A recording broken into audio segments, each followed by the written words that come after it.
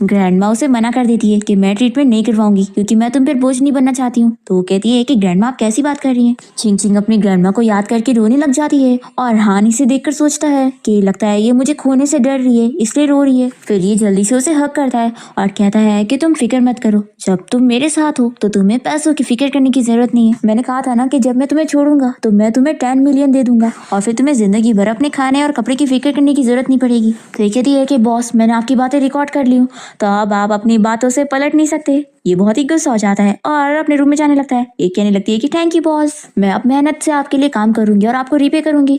फिर next day वो उसके लिए ब्रेकफास्ट रेडी करती है और कहती है कि बॉस लाओ आपके कपड़े दे दो, मैं आयरन कर दूं। ये बहुत ही खुश होने लगता है कि मैं इतना ज्यादा हैंडसम हूँ कि ये मुझसे इतना प्यार करती है। फिर ये उसे कह देता है कि तुम्हें ये सारे काम करने की जरूरत नहीं है, ये सब सर्वेंट कर देंगे। तो ये खुश होकर कहती है कि बॉस अब आप खुद ही कह रहे हैं तो फिर अब से मैं आपके लिए सिर्फ कुकिंग किया करूंगी और कभी कभार आपकी ड्राइवर बन जाया करूंगी। फिर ब्रेकफास्ट करते हुए चिंग चिंग का मुंह गंदा हो जाता है तो हान जल्दी से उसके लिप साफ कर रहा होता है और फिर कहता है कि मुझे ओसीडी है ना, इसलिए मुझे गंदी चीजें बर्दाश्त नहीं होती। ऐसा बोलकर वो जा रहा होता है और फिर उसे कह देता है कि आज से तुम हर दिन मुझे ऑफिस में लंच डिलीवर करने आया करोगी। तो ये तो खुश हो जाती है कि अगर मैं इसे हर दिन लंच डिलीवर करने जाऊंगी तो मुझे और पैसे मिलेंगे। फिर वो इतनी खुश हो जाती है कि डांस करने लगती है और ये सोचता है कि अभी हर दिन मुझे देख सकती है, इसलिए लगता है इतनी खुश हो गई।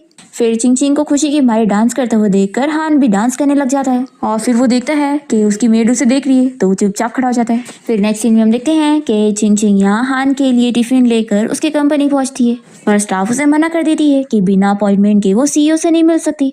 फिर ये तुरंत ही उसे कॉल करने जा रही होती है पर तभी यहाँ पर उसकी सेक्रेटरी इसे रोकती है और बताती है कि मैं मिस्टर हान की सेक्रेटरी मी हूँ, तो अगर तुम्हें कुछ भी काम है तो मुझे बोलो। तो अब तुम या तो वेट करो या तो यहाँ से जाओ, लेकिन बिना परमिशन के सीईओ के ऑफिस में कोई नहीं जा सकता। चिंग चिंग कहती है कि कोई बात नहीं, मैं वेट कर लूंगी। सेक्रेटरी को लगता है कि ये मिस वानिंग की तरह दिखती है, इसलिए लगता है ये मिस्टर हान को सेड्यूस करने की कोशिश कर रही है।